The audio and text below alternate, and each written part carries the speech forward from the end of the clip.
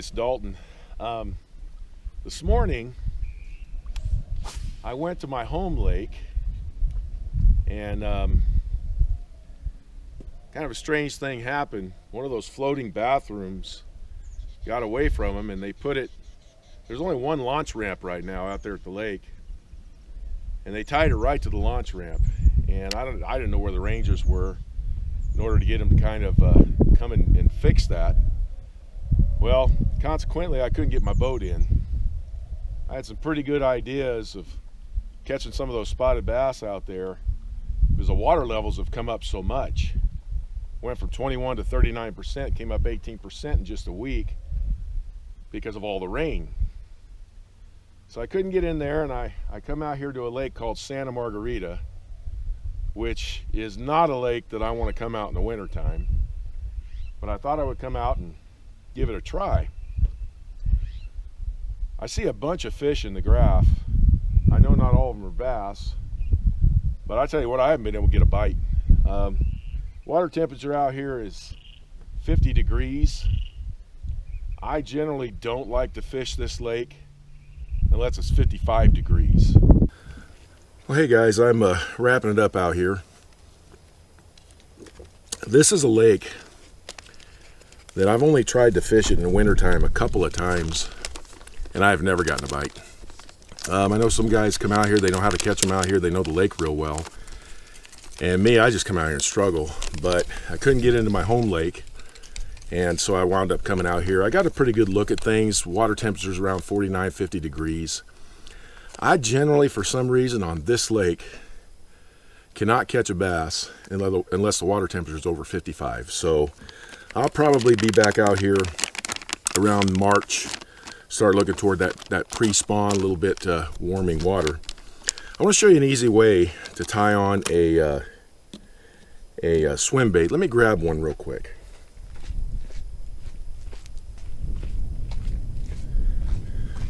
Sorry about that. Typically, a lot of the swim baits we use, like the Kitex and so forth, are these boot tail style swim baits, and I love them. I use them all the time. But have you ever had a problem getting them threaded? There are times that I'll just get it threaded on perfectly the first time.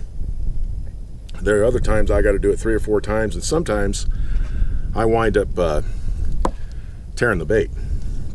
So I've started to use, actually we've been using this style for years. It's a missile. It's called a Shockwave. It's a 3.5 inch, and they come, I think, in a 4.5 inch. And I use a lot of these. My wife and I have caught a lot of the spotted bass with these. And what I like about them, if you notice, they have the little opening on the bottom. So they're really easy to rig on straight. I take a little bit of the tip, and I'll take a ball head jig. This is a big bite bait. It's got a longer shank, and I like that. So what I do is I will work it to where it comes right through the top of that opening. I'll start to move it down. I turn the bait upside down, and I work it right up the shank till it gets on that keeper, so it looks like this. Then I take that little opening and I put my hook in there. And how easy this bait is to rig straight, I'll pull it back just a little bit, pull it through, and this bait is rigged straight every single time. This is one of my favorite ways to rig a swim bait. I'm not tearing the bait up, and it's just a really easy way to do it. They do make lots of swim baits that have those little openings. Typically what I like to do, I'll throw it on a spinning rod as well. I like to use a bait caster with a 12-pound test, a medium action rod, and I like to throw it on a 1/4 or a 3/8 ounce. And if I'm going to throw it on lighter weights, that's generally when I'm going to use a spinning rod with lighter line. So, you know, there's this way to rig them, and believe me, it works. And there's this way to rig them really fast, and you're going to get them straight every single time. I just thought I'd show you this. I've been doing it a long time, and thought I'd do a little video on it. Heck, I didn't catch any fish today anyway. This is one of the reasons why I go after spotted bass in the wintertime. They are so much better of a winter bass.